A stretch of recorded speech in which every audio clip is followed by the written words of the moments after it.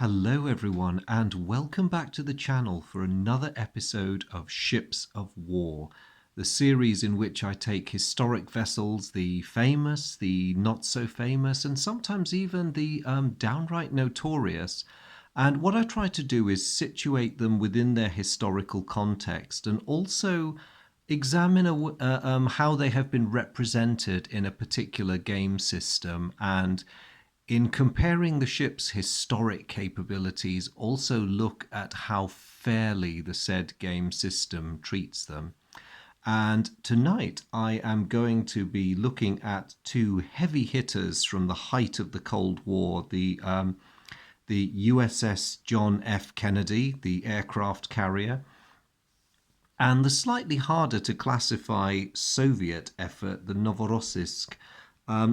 Now that the Soviets described this ship somewhat differently to how the forces of NATO would. I mean, we regard her as a helicopter carrier, hence the CVHG.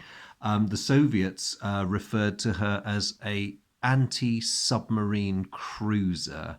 And yes, very, very different looking ships. Although in profile she looks like an aircraft carrier, but we'll explore that a bit later. And of course, I am returning to a game system that I have covered before. These two ship cards are from the card game Modern Naval Battles. Now, I'm going to have to qualify that because when the game appeared, the Cold War was pretty much about to end. With the passage of time, inevitably, the game still exists as a free to download because it is rather ancient now. But it has been rebranded Cold War Naval Battles to mark the passage of time. Bit of a worrying thing for me. I remember the Cold War, you know. So anyway, as I say, I've covered the game elsewhere, so if you look through my channel, if you're interested, you will find the introductory videos and a couple of playthroughs for games of modern/Cold War naval battles. But for those of you who have never heard of this game before, I'll just talk you through the topography of the ship card. So it's quite a simple game. In a sense, it does a reasonable job of showing the different strengths and weaknesses and capabilities of the ships that the Western allies, NATO and the United States fielded, and also those of the Warsaw Pact, Soviet Union and their allies. And as I say, it's quite straightforward. You don't have very much on the ship cards at all. So the number in the top left-hand corner here, which would be facing your opponent normally, is how many points of damage your ship can absorb before it is sunk or critically damaged. That's a rule in this game. If you are a small ship, you're quite easily destroyed. If you're a big, powerful ship like these, if you take enough hits, you're flipped over to your crippled side. And it's right that these two have a crippled side because they are very big ships. So, of course, Kennedy tops out at, somewhat larger than Novorossiysk, who's got a rating of 9. The airstrike rating is unique to ships that are capable of operating aircraft. So the John F. Kennedy has got 2 and the Novorossiysk has got 1. And then this area usually contains the ship's offensive and defensive capabilities. So offensive are highlighted in red, defensive in black. So Kennedy has got an air defense rating of 4 and the Novorossiysk has got 3. Now, if it helps, think of these not just as the ship's inherent anti-aircraft capability, but if it's a carrier or can similarly operate aircraft, the combat air patrol capability is folded into that as well. Gun and missile are fairly self-explanatory. I'll go into a bit more detail about what those ratings actually mean as we plow through. So I suppose an obvious question is, why have I chosen these two to be today's antagonists? As far as I'm aware, they never met. Both served with distinction in their respective navies, although The Soviet ship was far less long-lived than the John F Kennedy. They had very, very different careers. The reason I've picked them is because had we all been terribly unfortunate and the Cold War had boiled over into a hot shooting war, it's very likely that they would have been primary antagonists if they had been in the same theatre. But as we'll see, they were very different ships designed for very different purposes. So, superficially, as I've noted, they both look like aircraft carriers. But there are some major differences that bear fleshing out before we go into comparing them, because function and designed function is very important in this case. So to start with some basics, the John F Kennedy, and I'll see if I can get a nice photo of her here because I do like my nice photos on this channel. So here we go. Let's zoom in on that just a tiny bit. There we go. So that is a photograph of the John F Kennedy taken very shortly after she entered service. You can tell by the aircraft on her deck are very much her first generation air complement. So the John F Kennedy was the last conventionally powered aircraft carrier in the US Navy. All the big super carriers built after her were nuclear powered. In fact, actually, she was followed into service by the famous USS Enterprise, which set the standard for the Navy's nuclear powered aircraft carriers. So the John F Kennedy is launched in 1967 and is very rapidly put into service. She wasn't a rush job. When she enters service in 1968, she is very much, one of the many examples of the superb US naval architecture and manufacturing capability, and a very capable carrier indeed, even if she enters service for a very brief period without any defensive weaponry other than her aircraft. This remarkable vessel goes on to serve from 1968 until the mid-2000s. Now think about that. Most warships, if they are lucky, have perhaps a 20-year career before either obsolescence or just general age and dodderiness starts to overtake them. This ship put in 40 years, give or take a few, of frontline service. And I must say it right now, it is a tribute not just to her design, but to the forward thinking of the US Navy's designers. Yes, she's a big ship, she can accommodate upgrades, but it's not simply a matter of leaving room so that the ship can be made better over time. A design has to lend itself well to being upgraded. And in the grand tradition of classes such as the British Queen Elizabeth class battleships and arguably the Japanese Kongo class, or even a more pertinent example, the Midway class aircraft carriers, which the US Navy managed to wring a lot of life out of. This ship was able to keep pace with technological developments and tolerate the upgrades. So she had a very varied career. She went all over the world. She was involved in a couple of conflicts, and in fact, on one occasion, her fighters did have to down a couple of aircraft in the Middle East that were behaving in a hostile fashion and had to be dealt with. So she had her fair share of action, and even it's believed or suggested by some she even came under was targeted for arson. During her final refit, there were a number of fires which appeared accidental, but arson may well have been involved. So yes, a ship with a very, very interesting 40-year story. And in that time, she served in a capacity that she'd pretty much been designed for. So the US Navy had left the Second World War and entered the Cold War with a very well-established carrier tradition and doctrine. And the US Navy well understood that the aircraft carrier was the linchpin of the modern battle fleet. And as the Cold War evolves, you see the US Navy establishing the ideal carrier task forces, usually centered around one of these monsters. with their bevy of protective lesser ships that provide anti-aircraft defense, anti-submarine defense, and you name it, the ideal tactical unit which gives you all the strategic options you need is the US Carrier Battle Group. And that brief, generally speaking, did not change from the start of her career to the end of it.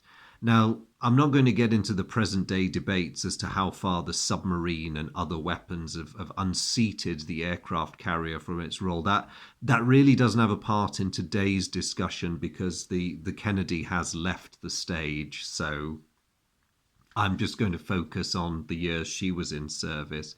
So a very impressive 40-year career. What about her Soviet counterpart?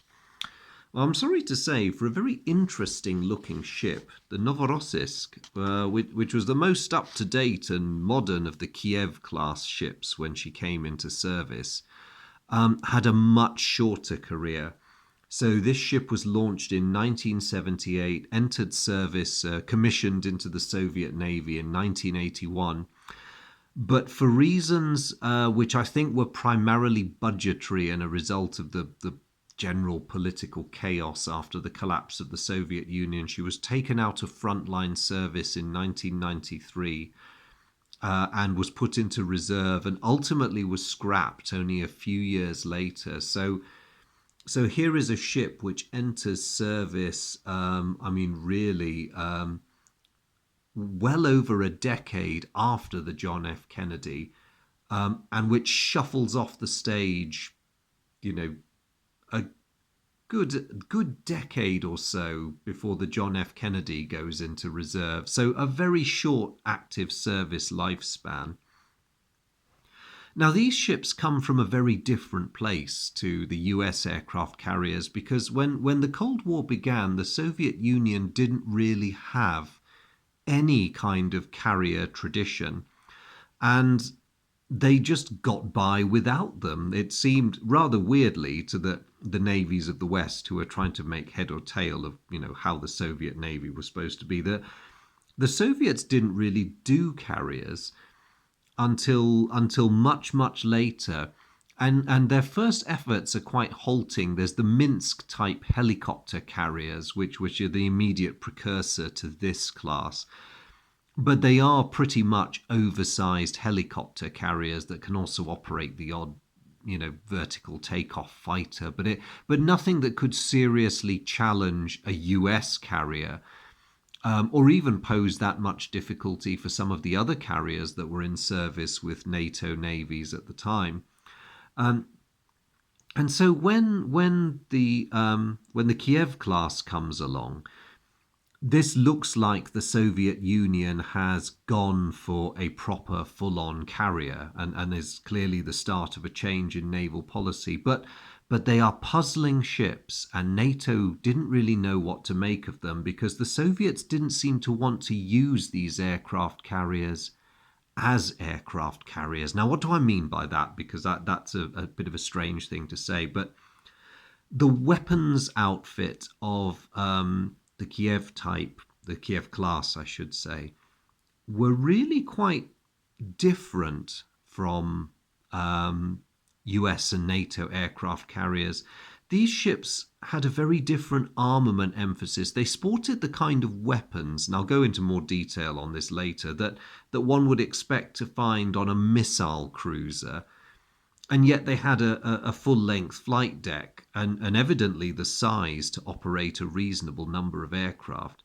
But they also appeared to have a strong anti-submarine warfare suit as well. So what on earth was going on? Now, with the benefit of hindsight, we now know a bit more since the collapse of the Soviet Union. Unlike the US Navy, which, basically saw the aircraft carrier as a weapon of strategic dominance. This is the battleship of the modern era that guarantees you command of the oceans. The role of these ships was a lot more defensive, and when one looks at the timing, they're developed alongside the Soviet Delta type ballistic nuclear missile submarines. And the Soviet plan in the event of a war with the West had always been that these submarines would launch their missiles from secure designated holding areas, which were quite large areas. I mean, the northern Norwegian Sea was one of them. And it now turns out the purpose of these craft, the Kievs, was to ensure dominance in those areas. Now, some of this is very uncertain because, in a way, their design works for that purpose. One of these can sit in an area, and in theory, it can fight off surface ships. It's equipped to fight off air attack to a limited degree, and also to fight off, crucially, NATO submarines. So, if that indeed is the purpose of them, then they're kind of suited to it, and they are formidable ships, but like all vessels that attempt to be a jack of all trades, they don't particularly excel at it. So that seems to have been their purpose. But as I say, there was more going on in the background, and the picture is still quite uncertain because we cannot know what vessels they were meant to operate alongside. A lot of Soviet designs that were dreamt up kind of died on the drawing board towards the end of the 80s and the early 90s. So there may well have been fleets of these planned, or the Soviets were probably actually, given the release drawings of the Leonid Brezhnev design, were probably intending to go for full-on fleet carriers, which would have left these guys being a bit anomalous. So interesting ships, but with a somewhat uncertain role. So how do they match up next to each other, and how fairly are they treated? Well, I'm going to start by looking at their relative hull ratings, 12 and 9. Now, I don't actually have any argument with these ratings because both were very strong, very solidly built ships, and although any kind of damage in the missile age could be catastrophic, as far as vessels of this type could be, they were designed to take it. So they had good compartmentalization. A particularly watertight subdivision was excellent in both designs. I think it is a fair rating, but one should also factor in their size, because size does have a relation to your ability to absorb damage when it comes to naval combat. And just to put their relative size into context, I have some scale drawings here, which I nicked out of Conway's All the World's Fighting Ships. And happily, for our purposes, they are drawn to scale. So we have the key. It's really the Kiev, but Novorossiysk is close enough, and the John F Kennedy next to each other. And you can immediately see the John F Kennedy is a much bigger beast. She was 1,047 foot, give or take, overall, and over, well, a couple of feet over 250 foot in the beam. That's a very big flight deck she has there. The Novorossiysk, by comparison, was about 902 foot in length overall, and 154 foot and a smidge in the beam. So a much, much larger vessel. And the tonnage is even more illustrative. So Novorossiysk, if you can believe the published figures, fully loaded came out to about 42,000 tons. Well, a fully loaded John F Kennedy comes to about 81,000 tons displacement. So a massive, massive ship in comparison. I'll put that aside for a moment so we can see the cards. It's fair enough as a rating, I think. Maybe if you're being uncharitable, you could knock the Novorossiysk down to an 8, possibly. But this sort of thing is hugely, hugely subjective, and I've got no real quarrel with her being a 9. What about the airstrike factor? Now, that's an important one because in many ways it's their raison d'etre. Well, the difficulty with comparing the two is that whereas Novorossiysk's air wing was fairly constant during the 10 years she was in service, she was designed for a maximum of 31 aircraft, including spares. I think there was always one spare fuselage on board the ship. And this was roughly divided between anti-submarine warfare helicopters of various types, and the other half was the Soviet Forger fighter, which was it's a difficult aircraft to classify because it would remind you a bit of the British Harrier. So, I mean, there's one handily in the picture over here. So it's a vertical takeoff and landing fighter. But unlike the Harrier, it doesn't have decent onboard radar or aircraft targeting systems, and it's designed more for attack ordnance. So in a sense, it's more of a carrier bomber, even though it can perform in a fighter role. An unusual beast, but with its undoubted strength, but also severe weaknesses. Because in keeping with the Soviet method of doing these things, if it was in a combat air patrol role, chances are it would rely on communications from the mothership, who would effectively serve as its radar and CIC. So less flexibility than its US counterparts there. So we're looking at roughly 15 of these fighters and 15 helicopters, give or take, on the Novorossiysk. The John F Kennedy, over time, operated variable numbers, so her air wing, broadly speaking, could vary between 70 and 90 aircraft, depending on the period. But the one thing that does remain constant is the ratios. So she always carried a minimum of 24 fighter aircraft. Now, of course, in the beginning of her career, that would be the later Phantoms. By the end of her career, it would have been, I don't know, I guess F-14. Well, let's say middle of her career, it would have been F-14 Tomcats. But as far as possible, the squadron size of 24 was maintained. Another 24 aircraft would be attack aircraft, maritime bombers, anti-shipping aircraft, that sort of thing.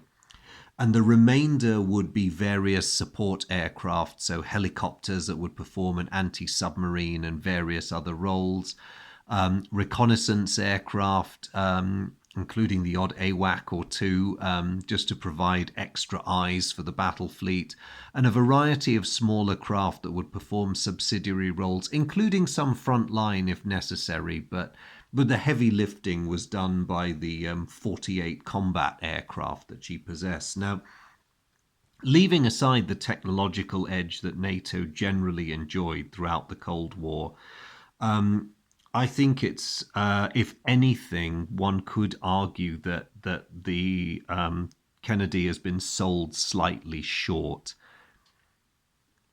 I can see why she's only got 2 airstrike markers. Each of them relates to equates to a dice roll in the game.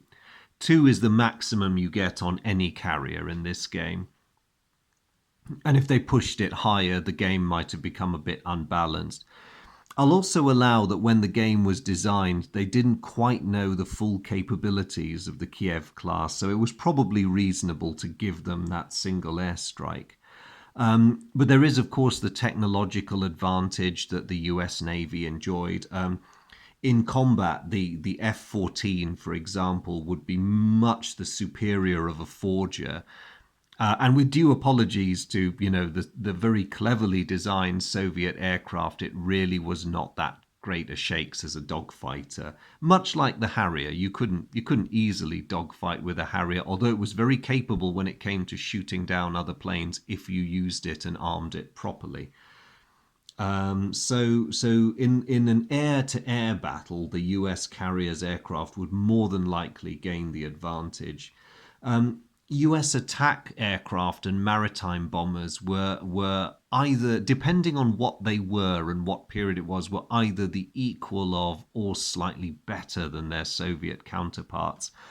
And maybe if they're only looking at the airstrike capability, which, Andrew, it says airstrikes there, so, then perhaps that rating becomes a bit more fair. But there's still the uncomfortable fact that the US carrier can field significantly more aircraft in its strike package than the Soviet ship can. There's also a hidden factor to this, which is the launch and recovery capability. Now, as you can see from the drawings, if I can bring them back, Kiev has what even in the Second World War, aside from the offset deck, would have been regarded as a fairly straightforward conventional flight deck. You can just about manage, well, thanks to by virtue of the vertical takeoff ability, this is a ship that can manage takeoffs and landings at the same time. And she's got plenty of deck space, good deck handling.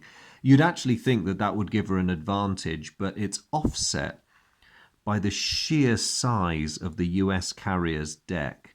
The presence of 4 catapults, as well as the offset landing deck.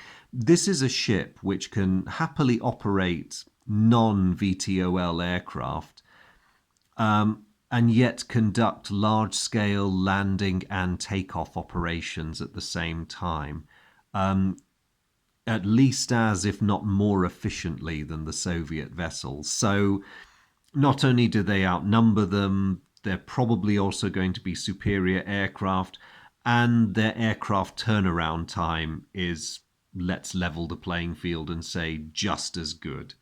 So on the aerial front, I think it looks fair overall. Now, what about the weapons systems? Now, it's noticeable right from the get-go that the Kennedy has got no offensive capabilities of her own.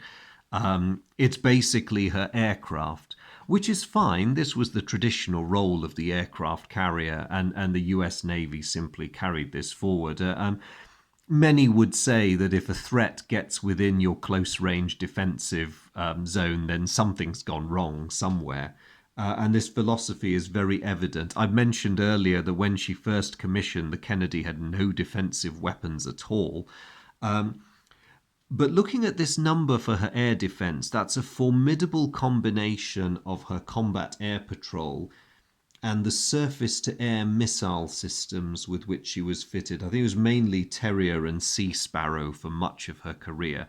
And these were quite capable missiles, and when you add them to the formidable combat aircraft that could provide a dice roll of 4 or less to knock down an attacking air raid or a cruise missile is pretty decent. Now, what about the Novorossiysk? Because she has a 3. Now, she had multiple defense systems, the old Novorossiysk, and they were geared to opposing all threats in 3 dimensions. So unlike the Kennedy, who abdicates the responsibility for surface and underwater defense to either her helicopters or her escort vessels, the Novorossiysk, to a certain degree, can in theory fight off all 3 kinds of attack.